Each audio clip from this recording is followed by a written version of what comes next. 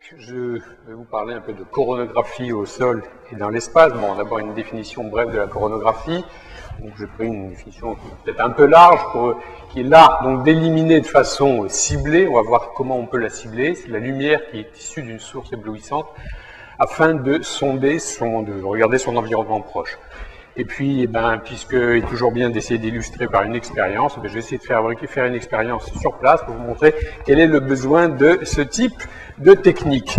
Vous voyez depuis tout à l'heure que l'écran n'est pas très brillant. Là, le soleil ne met pas beaucoup, mais vous voyez que si on a une lumière, le soleil ne met pas, tant pis, c'est une expérience ratée, mais ça rate de temps à autre, des expériences en laboratoire. Vous auriez vu que le contraste de l'écran était encore plus faible, on aurait encore moins vu sur l'écran, ce qui est relativement difficilement perceptible actuellement. Bien, alors après cet épisode, j'aurais pu, mais c'était pas évident, oui. Ça m'est venu en cours de route. Alors, donc pourquoi, ça peut pas disparaître, c'est bien dommage, mais j'essayerai pas. Donc pourquoi ce nom de coronographie? Vous le savez, parce que Bernard Liot, dont le nom est juste là derrière, donc a inventé cette technique pour observer la couronne du soleil, donc en masquant l'image du soleil, mais on verra surtout en rajoutant un diaphragme pupillaire après coup. Alors, donc typiquement, un montage coronographique va correspondre à former d'abord une image, puis une image du plan focal, puis reformer une image de la pupille sur laquelle on va travailler, si je puis dire, mais par exemple mettre un diaphragme avant de reformer une image finale. Alors, un exemple bien classique, le disque de poussière autour de l'étoile Beta Pictoris, on a masqué complètement l'étoile pour pouvoir faire ressortir donc, ce disque de poussière qui est beaucoup plus faible autour de cette étoile. Alors, les applications astrophysiques, précisément, l'environnement des étoiles et donc des disques de poussière, dans l'illustration qu'on vient de voir sur cette image, mais également d'autres objets brillants qui sont les noyaux actifs de galaxies, dont les deux Guy ont déjà parlé. Un exemple ici d'une des premières images coronographiques obtenues sur un noyau actif de galaxie. Vous voyez ici, c'est NGC 1068, toujours ce noyau qu'on aime bien parce qu'il est très proche. Un noyau extrêmement brillant. Il en reste encore, malgré tout, bien qu'on ait appliqué un coronographe dont on reparlera, un peu particulier. Oui, il reste encore beaucoup de lumière résiduelle, mais malgré tout, on l'a suffisamment atténué pour pouvoir sonder l'environnement proche. Et vous voyez toutes ces petites structures, ces petits, probablement nuages qui font partie de ce qu'on appelle le cône d'ionisation de cet objet. Et puis, bien sûr, quand même, le programme phare, le Graal, le Saint Graal, l'imagerie directe des planètes extrasolaires qui est vraiment maintenant, je dirais, qui a fait que la technique de coronographie s'est développée de façon extraordinaire, au moins au niveau des idées, dans les années passées, les années qui viennent de se passer. La spectroscopie, c'est la mère de la physique pour pouvoir comprendre la composition des atmosphères, les structures en température, trouver s'il y a effectivement, le mot précurseur n'est peut-être pas bien choisi, mais disons au moins des briques impératives pour que la vie puisse exister, comme l'eau ou le CO2 pour pouvoir récupérer le carbone, et puis des signatures proprement dites de la vie, comme par exemple des raies de la chlorophylle, mais aussi donc de l'oxygène ou de son corollaire, l'ozone.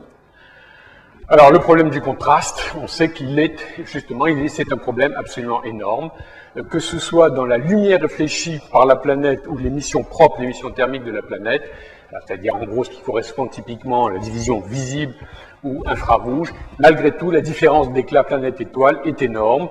Dans le domaine visible, par exemple, les systèmes Terre-Soleil, le contraste est de 1,5-10-10, et donc on peut, disons, pour des planètes analogues, normaliser aussi à l'albédo par rapport à l'albédo, je dirais, de la Terre. Si on normalise cet albédo à celui de la Terre. Pour ce qui est de l'émission propre, l'émission thermique, les choses s'arrangent un peu.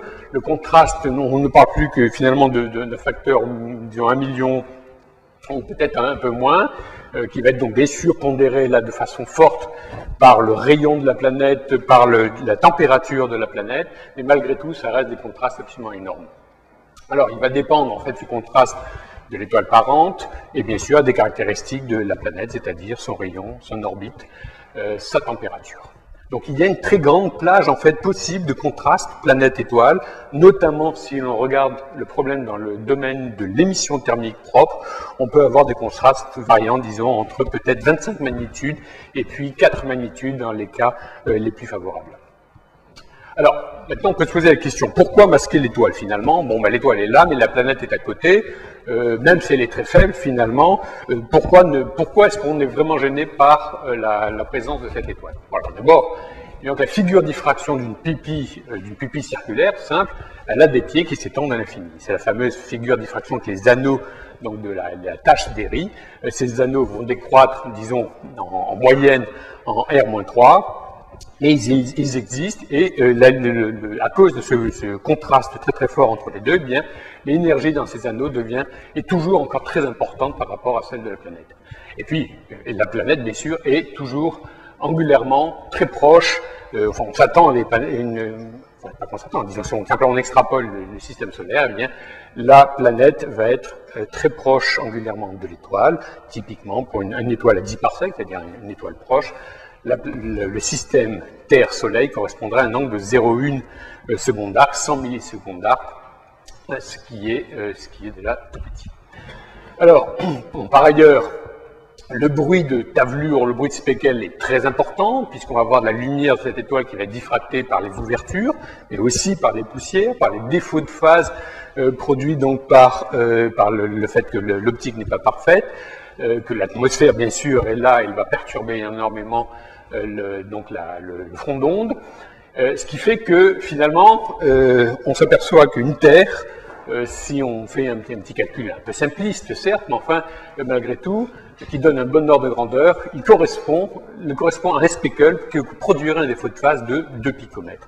2 picomètres, c'est démentiellement petit, si je puis dire, puisque c'est quand même une fraction d'angstrom, donc d'une fraction de dimension atomique. C'est un problème, donc on comprend que c'est un problème extrêmement difficile. Donc j'ai reporté ici sur ce graphique, en fait, non pas le contraste directement, enfin c'est un graphique que j'ai emprunté, non pas le contraste directement donc étoile-planète, mais bien le bruit, donc les incertitudes, disons, de la mesure d'un flux à une certaine distance, vous voyez ici, donc en seconde d'arc d'une étoile. Bon, alors je ne connais plus exactement, je pense que c'est une étoile type solaire. Voilà, je peux faire l'expérience, là elle marche très bien, le contraste a bien diminué. Donc je vais essayer de vous guider. Alors ce qu'on voit, il y a différentes courbes, mais je ne vais peut-être pas rentrer trop dans les détails. Simplement, le bruit résiduel des speckles apparaît sur la courbe en vert ici, donc des speckles, on va dire, fixes, ceux qui sont dus à des défauts de l'optique ou des défauts lentement évoluant lentement, par exemple dû aux déformations du télescope. On va voir donc ici le bruit de lecture des détecteurs. On va voir donc ici ce qui va correspondre au halo, le fait qu'on n'arrive jamais à avoir une correction parfaite d'une image, jamais une tâche d'Airy parfaite, mais bien un certain rapport de Strel auquel va correspondre un certain halo. Donc le bruit, disons, de tous ces photons, on le voit là. Et puis il y a directement le bruit de photons de l'étoile, de l'image de l'étoile, qui lui va suivre la tâche d'Airy. Alors ce bruit de speckle, il est très largement dominant. On a, comme il est lentement variable, on a l'espoir à terme de pouvoir le faire disparaître, de pouvoir, disons, le contrebalancer, le contrer en temps réel. Mais à ce moment-là, quoi qu'il arrive, on sera dominé par le bruit de photons de l'étoile.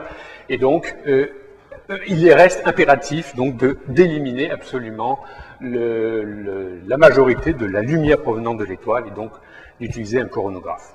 Alors, ce qu'on peut dire, c'est qu'il y a vraiment une débauche d'idées depuis, je dirais, une petite dizaine d'années, un peu moins même, pour chercher, disons, à faire progresser cette question, comment éliminer de façon la plus efficace la lumière d'une étoile.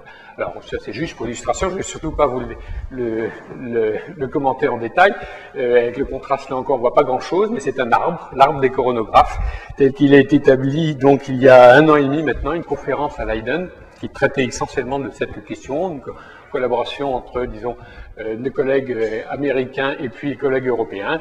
Et donc, vous pouvez voir les différentes familles de coronographes telles qu'on a pu les classifier suivant un schéma qui était très darwinien d'évolution. Alors, donc, cette débauche d'idées, j'ai juste effleuré quelques-unes de ces idées. Donc, une première grande famille, on va dire, c'est de redistribuer la lumière diffractée.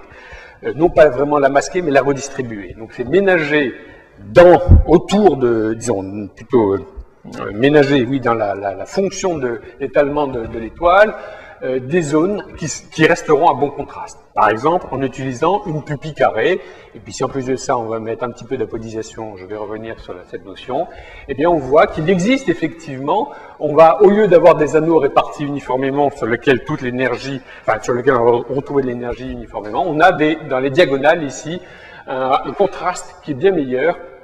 Et notamment si on utilise une apodisation, donc avec une pupille simplement, un télescope de forme carrée, eh bien on a déjà un gain très très fort et on pourrait espérer détecter donc plus facilement une planète en se plaçant dans la diagonale. Alors bien sûr ça suppose de faire tourner l'instrument ensuite pour pouvoir explorer, je dirais, le champ autour de l'étoile. Donc c'était une des possibilités qui avait été évoquée pour le projet TPFC sur lequel je reviendrai. Deuxièmement, c'est d'avoir des pupilles, alors que j'ai mis pupilles gaussiennes, mais en fait des pupilles, disons, qui soient vraiment très différentes aussi d'une pupille circulaire ou d'une pupille régulière. Et par exemple, les propositions par Spiegel et Kasdin de pupilles gaussiennes. Alors voilà, cette forme de pupille, ben, vous voyez, qui sont en fait des vraies gaussiennes ici, hein, deux gaussiennes à coller, et on est transparent entre les deux, eh bien, fournit ce type de fonction d'étalement de points. Vous voyez qu'on a un très très très bon contraste, excellent, dès qu'on est un petit peu plus loin qu'une certaine distance lorsqu'on se trouve sur cette ligne horizontale, ce qui ne serait pas le cas dans cette direction. Donc là encore, ça suppose bien sûr d'explorer le champ.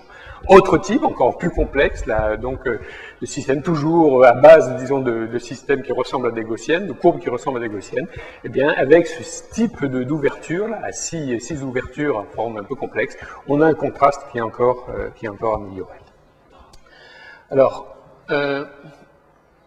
donc, ça c'est toujours dans le cadre de la redistribution de la lumière diffractée, ben, une seconde technique, alors qui est déjà un petit peu plus ancienne, c'est d'éliminer les pieds de la tâche d'Airy, donc les anneaux de diffraction, en faisant ce qu'on appelle l'apodisation. Alors, si vous voulez, l'apodisation, finalement, d'un point de vue du principe, ça revient à utiliser le fait que l'amplitude, en fait, est négative dans certaines parties, lorsqu'on ne voit non pas une intensité, mais en amplitude, dans certaines parties donc, de la tâche d'Airy, notamment ici, et donc on peut utiliser cette partie négative pour annuler finalement les parties positives qui sont proches. Et donc par exemple, si on va prendre cette tâche d'Airy, qu'on la décale un peu, ben, on voit bien qu'on va pouvoir, en compensant les amplitudes ici et ici, pas parfaitement mais en partie, eh bien obtenir une image où on a déjà des pieds plus atténués, puis on peut recommencer. Donc c'est un peu le principe de base, l'idée.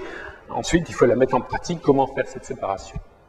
Donc, en amplitude, pour pouvoir conduire à cette apodisation. Juste au passage quand même, on notera quand même que l'apodisation, de façon très générale, et on peut dire que c'est un peu un théorème, nécessairement va élargir la PSF, et donc on a toujours une perte de résolution angulaire. Si on voulait vraiment détecter une planète très très proche de l'étoile, eh bien ça sera plus difficile, parce que nécessairement on va élargir la tâche de diffraction. Au moins par ces techniques, disons, classiques d'apodisation. Donc on va utiliser des profils, par exemple, gaussiens pour la pupille. Alors une pupille d'amplitude, dans la variation d'amplitude est gaussienne. Alors, on sait que la transformée de Fourier d'une gaussienne, c'est une gaussienne. Effectivement, on peut obtenir une PSF gaussienne, par exemple. Mais plus astucieux, mais là on a de la perte de lumière. Donc, puisqu'on va, si vous voulez, d'une façon ou d'une autre, assombrir une partie de la pupille. Alors là, c'est là où Olivier Guyon a proposé une solution extrêmement ingénieuse, où avec donc le principe du PIA, c'est-à-dire du Phase Induced Amplitude Apodization, eh bien, il a proposé donc de ne plus avoir des belles surfaces optiques qui permettent de maintenir, de former des images, de belles images complètes, mais de former une belle image que sur le centre, en ayant une forme telle qu'on va en fait redistribuer les rayons lumineux de façon à ce que la pupille qui était bien éclairée de façon homogène, avec ici une obstruction centrale, eh bien, ne soit plus du tout homogène du point de vue, les rayons ne la tapissent plus, si je puis dire, de façon homogène, et vont donc décrire une pupille du type, par exemple, s'approchant d'une gaussienne, mais on n'a pas perdu de lumière du tout, on a travaillé avec la surface complète du télescope, et du coup, la transformée de Fourier de cette pupille va être effectivement une fonction, une fonction d'étalement de pointe, donc, qui va être extrêmement compacte, là aussi, avec des ailes, vous voyez, 10-10 est ici, des ailes extrêmement basses, et donc, là encore, permettre donc de concentrer la lumière, ne plus avoir de ces ailes. Je dois avoir un petit... Voilà. Alors, bon, et puis, deuxième grande famille, eh bien, les familles, donc, on va dire, d'élimination de la lumière de l'étoile proprement dite. Donc, et là, on va avoir aussi plusieurs idées. Alors, une idée, finalement, que reprend un peu ce rideau là-bas, c'est le principe de l'occulteur externe. Ça, c'était aussi, je crois, un des projets qui avait été proposé dans le cadre de TPF coronographe. C'est d'avoir, effectivement, deux satellites, deux satellites, on va dire. Ce sont plus vraiment des satellites, ils sont en orbite traînante autour de la Terre. L'un avec un télescope de grand diamètre, vous voyez, 8 mètres par exemple. Et puis, à 100 000 km, un satellite qui est juste un écran qui va donc occulter dans la partie planète. Et on montre que ça peut fonctionner, effectivement. Donc un écran de 70 mètres ici, et puis pourquoi pas apodiser lui-même, c'est-à-dire il y a une fonction de transparence qui va permettre d'améliorer les choses. Bon, je crois que c'est un projet qui est assez ambitieux, assez difficile, qui n'a pas été retenu, mais qui en principe est faisable. Et puis la famille donc des coronographes, proprement dit. Alors, idée d'abord, une des premières idées vraiment très originales qui était née, c'était celle proposé par Jean Gay et Yves Rabia, d'un coronographe interférométrique où on par un retournement donc de l'image de la pupille, on va faire interférer, et pour les sources qui sont strictement dans l'axe, on va avoir une interférence destructive de la lumière de l'étoile. Donc ce qui est un petit peu en dehors de l'axe ne subit plus d'interférence destructive, et donc notamment une planète. C'est une très belle idée qui a été mise en œuvre d'ailleurs sur le télescope CFH, qui, comme tous les autres coronographes d'ailleurs, subit aussi le problème du fait que la turbulence atmosphérique pénalise énormément ce type de coronographe. Masque focal et diaphragme pupillaire, eh bien là on tombe vraiment maintenant dans les idées, je dirais, de Liu, c'est-à-dire donc la coronographie au sens, le coronographe au sens propre tel que Liu l'a inventé, et puis toute une famille, coronographes de Rodier, coronographes à 4 cadrans, qui ont suivi. Et puis également, disons, l'extension de cette notion en jouant sur la transmission variable au niveau du masque, mais également au niveau de la pupille, et on va voir un certain nombre d'illustrations. Alors Liu, donc, au commencement, donc, fut Liu et la lumière ne fut plus.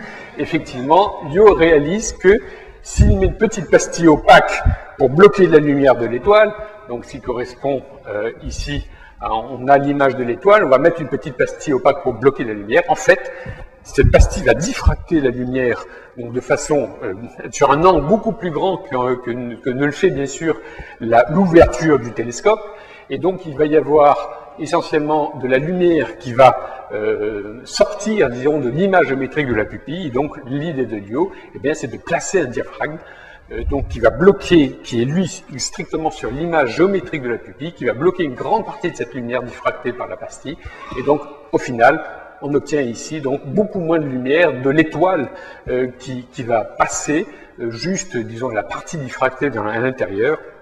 Donc c'est l'idée essentielle donc de Liu, cette combinaison d'une pastille et d'un diaphragme pupillaire. Alors ensuite, Rodier, donc François et Françoise Rodier, proposent donc de remplacer le masque non pas par une pastille opaque, mais par une pastille, alors que j'ai illustré ici par ce qu'on appelle finalement un masque de phase, c'est-à-dire simplement on a une pastille transparente, mais qui introduit une variation de phase sur une certaine dimension.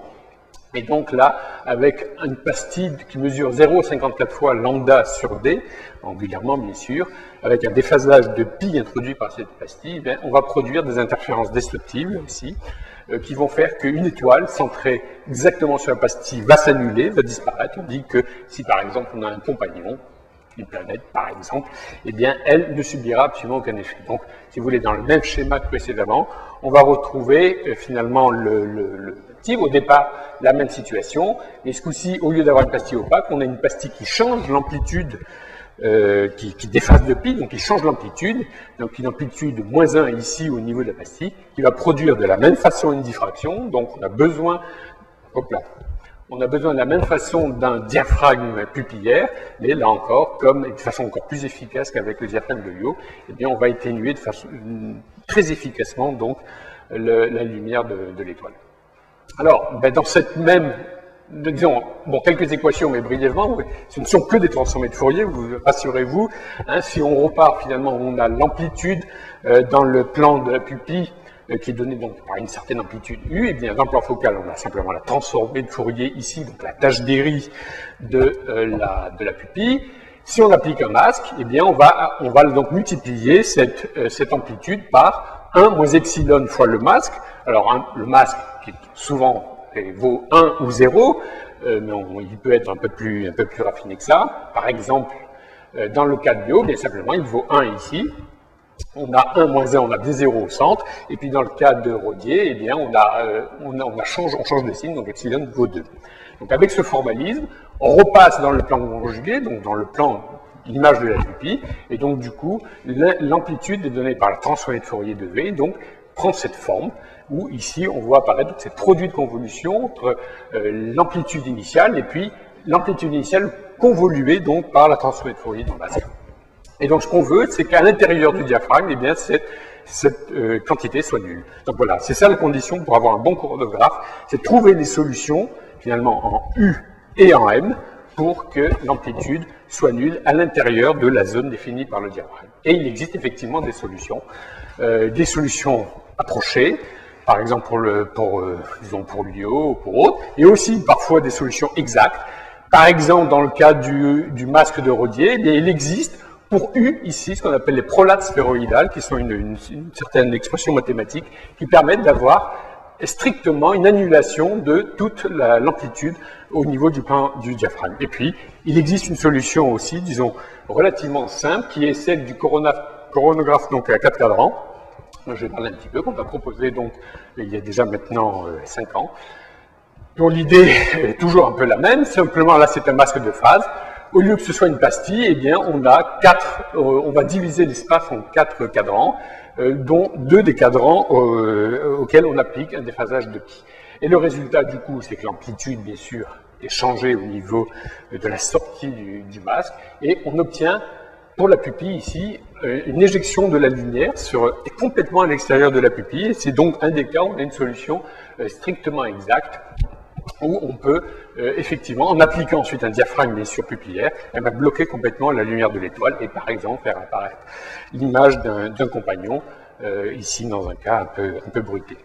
Alors, pourquoi est-ce que c'est efficace? Je l'ai dit parce qu'en fait, c'est la solution. Effectivement, on peut montrer que dans le plan pupille, la transformée de Fourier donc, va avoir cette allure. Transformée de Fourier, donc il y a le produit de convolution dont on a parlé tout à l'heure. Transformée de Fourier du masque, eh bien c'est surtout que c'est la fonction 1 sur XY, ou 1 sur UV si vous voulez, qui a cette allure-là, et dont on montre mathématiquement que son intégrale est toujours nulle, quelle que soit, si vous voulez, la position du pic à l'intérieur de la pupille ici, c'est une intégrale qui est complètement nulle. Donc, alors bien entendu, quand des défauts de phase, c'est un cas idéal, hein, quand il y a des défauts de phase, ce n'est plus le cas. Mais disons, au premier ordre, c'est efficace. Et par ailleurs, bien, grâce à un système comme ça, donc on peut s'approcher en fait très très près. Il n'y a plus, si vous voulez, de zone de transition qui correspondait à un masque, à un rayon d'un masque. On peut s'approcher très près de l'étoile. Et donc, à des distances de l'ordre de lambda sur D, on peut effectivement encore être très efficace pour observer donc un compagnon. Et enfin bon, et aussi un point quand même qui n'est pas tout à fait négligeable, c'est que le motif disons des speckles résiduels est centrosymétrique, mais ce qui est vrai, une propriété partagée avec d'autres coronographes, et donc simplement faisant la soustraction de cette image tournée de 180 degrés, eh bien on va soustraire des speckles résiduels et là encore donc améliorer notablement le contraste.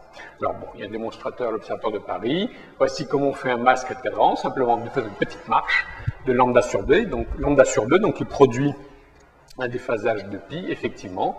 Voici une image réelle du plan pupille tel qu'il est observé, donc vous voyez bien l'éjection de la lumière en dehors de la pupille, et puis donc le type de résultat qu'on obtient, bien des flux rejetés. Alors là, ce n'est pas l'étoile, c'est le compagnon qui valait l'étoile centrale qui était ici divisée par 300, Donc on voit essentiellement lui, on voit quelques résidus, si le contraste le permet, quelques résidus qui correspondent donc à des speckles parce qu'il y reste quelques défauts de phase, avec donc, vous voyez, un rapport entre les speckles et le pic initial de l'étoile qui est de l'ordre de 2,10-6. Ceci à une distance relativement proche du centre de l'étoile, puisqu'il s'agit de 2, alors il manque un lambda, le L n'a pas été ensemble, c'était 2 lambda sur 2.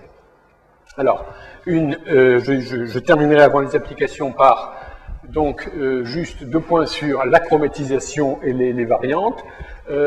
Vous le voyez, ce type de coronographe, comme beaucoup de coronographes, eh bien, sont chromatiques, puisque le déflatage de pi qu'on va chercher à introduire, si on le fait avec une marche, eh bien, il n'est valable que pour lambda égale 2e.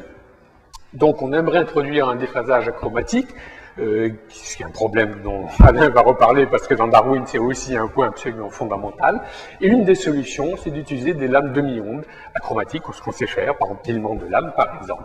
Parce que dans ce cas-là, pour chacune des polarisations de la lumière, eh bien, chaque polarisation voit en fait un cadran. On peut s'en persuader assez rapidement en faisant le petit schéma qui est là. On va, chacune polarisation voit soit 0 et pi sur le cadran d'un côté, ou pi et 0, etc. Et donc, c'est une façon efficace.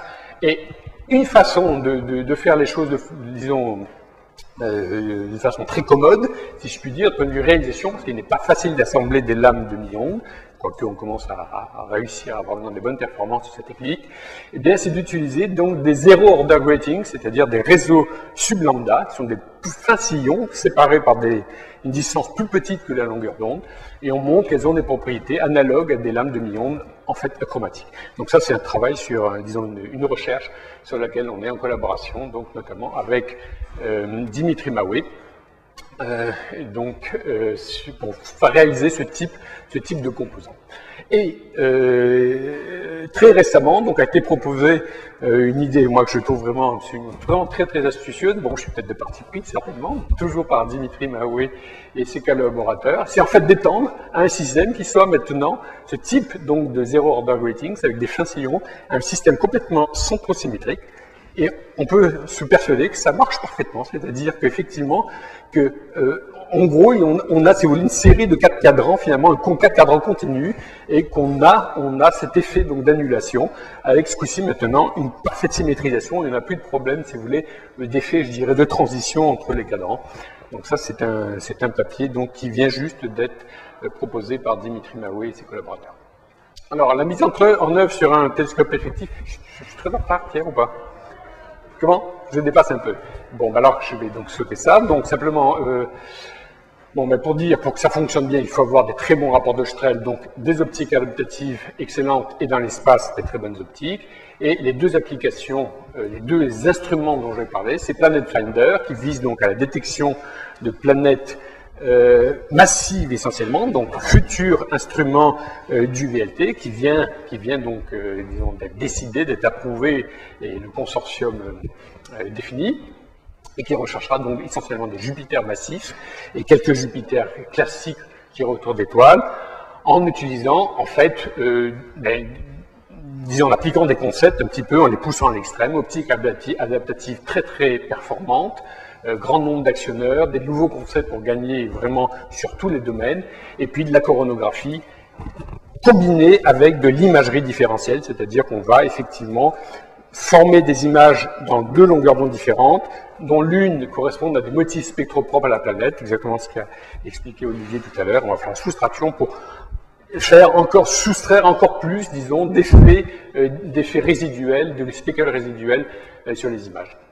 Et les performances prédites montrent que, en appliquant toute cette série, ces différents étages de technique, je dirais d'imagerie différentielle, de coronographie, puis de soustraction d'une étoile de référence, tout ça est indispensable. On pourra espérer atteindre alors, effectivement des masses, quelques masses de Jupiter. Et enfin, sur l'espace, le NGST donc, est équipé, alors qui est aussi, qu'on appelle aussi JWST, est équipé d'une caméra donc dans le domaine 5 à 28 microns, la caméra MIRI, et qui sera équipée donc de coronographes 4 cadrans, effectivement, qui vont permettre là aussi donc de rechercher la détection directe de planètes massives, de planètes type Jupiter, Et vous voyez que là, à cause de la structure très, on va dire, hétérogène du miroir primaire, eh bien, on va être obligé de développer des masques pupillaires qui sont vraiment de la dentelle très très fine, de façon à pouvoir effectivement supprimer la lumière diffractée de l'étoile. Vous voyez ces masques pupillaires qui sont très particuliers pour les différentes longueurs d'onde. Voilà. Et c'est la simulation d'une détection. Là encore, impérativement, la soustraction d'une étoile de référence, indispensable pour réussir la détection. Et enfin, juste en conclusion, terminer sur ce problème de la détection possible un jour d'une Terre. Alors au sol, on est assez nombreux à croire que c'est un défi qu'on n'arrivera probablement pas à relever. On est en train de faire des modélisations poussées pour ça. Il ne semble pas cependant qu'il y ait vraiment des limites fondamentales, on peut dire. Bon, mais c'est d'une effroyable difficulté, je peux le dire, sans rentrer dans les détails. Bon, on peut essayer de pousser en tout cas les techniques au maximum pour mesurer, si vous voulez, les défauts de phase résiduelle. En revanche, dans l'espace, si on applique des solutions bien solides, comme des grandes ouvertures, monopupilles, denses, pas d'obscuration centrale, avec une stabilité parfaite du contrôle de l'optique et de la mécanique et de la thermique, on peut espérer, comme ça sera dans le cas de TPFC, donc c'est ici TPF, donc coronographe, un Terrestrial Planet Finder. Vous voyez, un télescope monolithique, elliptique, ça paraît bizarre, mais ça c'est pour le lancement, pour qu'on puisse le lancer dans une coiffe. Et puis ici un grand mât, mais il est thorax, donc pas d'obscuration centrale. Eh bien, on pourra espérer donc effectivement peut-être détecter une Terre, à condition là encore de mettre en œuvre un coronographe extrêmement efficace au niveau du foyer. Mais là, c'est une étude qui est en cours et donc Steve pourrait dire beaucoup plus que moi. Je vous remercie.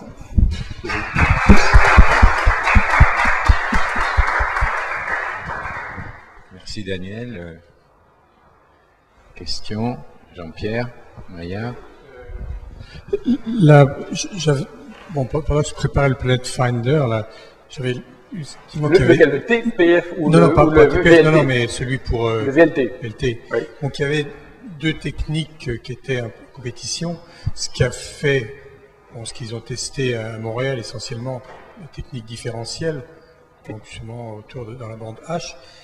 Et puis sinon le masque, non, c'est complètement complémentaire. Hein. Oui, c'est passé très très vite, mais c'est tout à fait complémentaire. C'est ça que je voulais tout comment, parce que maintenant, c'est complémentaire. C'est la figure que j'ai montrée, en fait, il y a la cascade, je dirais. Il faut un coronographe, il faut faire de l'imagerie différentielle, peut-être pas forcément qu'en longueur d'onde, peut-être aussi en polarisation. Donc ça, c'est une suggestion de l'ESO, c'est que le consortium français, qui en principe a été sélectionné, voit avec les collègues allemands si la proposition de l'instrument Zimpel qui va introduire justement de la polarisation différentielle n'est pas aussi efficace. Donc c'est une discussion en cours. Et encore, là-dessus, il faudra encore rajouter la soustraction de l'image d'une étoile de référence dont réputée n'ayant pas de planète ou disons pas de planète proche, etc. Donc il faut vraiment cette combinaison, c'est du différentiel de différentiel de différentiel, le pousser et juste pour détecter des Jupiters massifs. Parce que ce que j'avais pu suivre là de ce qu'ils ont fait à Montréal, c'est vraiment le bruit de Speckle qui limite. Bien sûr, tout à fait. Voilà, donc ça c'est clair, c'est le bruit de Speckle qui limite, et il faut donc pour ça combiner avec un coronographe est aussi fondamental pour éliminer la source déjà.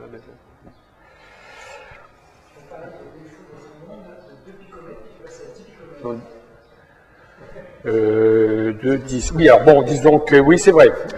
Non, attends, voilà. Brutalement, tu prends un fond d'onde que tu rends, disons, en mettant les mêmes fréquences spatiales partout, autrement dit un spectre blanc, alors c'est 2 picomètres. Si tu rentres dans des fonds d'onde plus réalistes, des déformations par l'atmosphère, par disons les optiques, etc., tu te rends compte avec des modélisations là relativement poussées que 10 picomètres, avec 10 picomètres, on devrait pouvoir détecter une Terre sur quelques dizaines ou centaines d'heures peut-être d'observation. Oui, c'est de la connaissance, disons que c'est du contrôle et de la connaissance du fond d'onde à une dizaine de picomètres. c'est pas forcément le contrôle à 10 picomètres, parce que là, on n'a pas vraiment l'espoir, mais au moins qu'on puisse mesurer où sont les défauts avec donc disons, une incertitude de l'ordre de 10 picomètres. Ce qui est... On est d'accord.